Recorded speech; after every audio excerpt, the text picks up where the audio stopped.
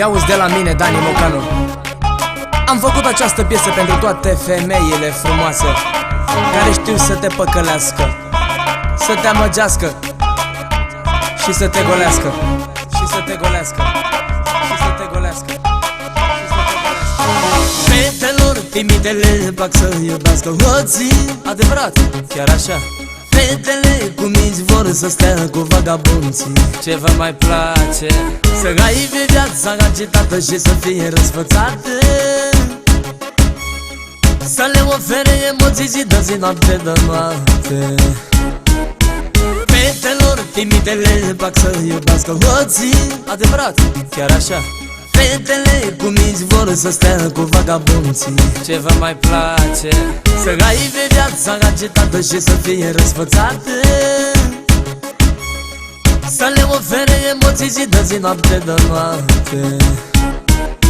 Noaptea fetele se adună una câte una, sunt pline de energie și dansează într-una.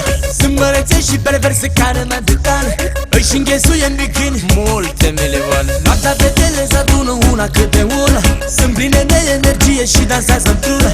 Sunt mărețe și perverse care mai bucane, își înghesuie în bikini multe milioane.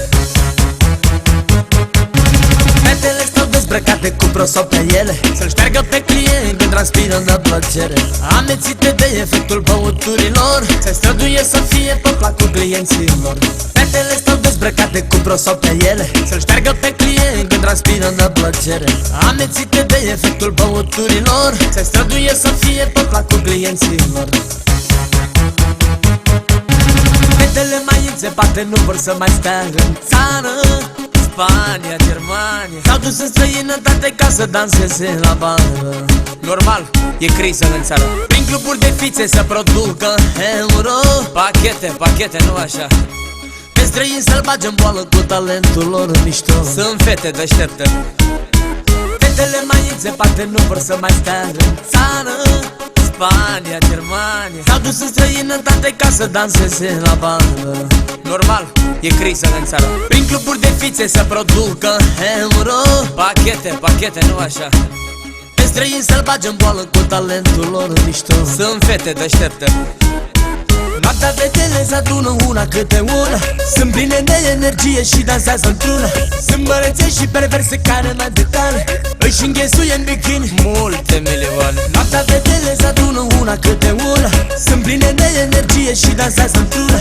Sunt mărețe și perverse care mai bucane, își înghesuie în bikini multe milioane. Fetele stau dezbrăcate cu prosop pe ele, să-l șteargă pe client când transpiră de plăcere.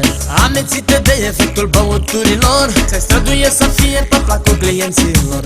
Fetele stau dezbrăcate cu prosop pe ele, să-l șteargă pe client când transpiră de plăcere.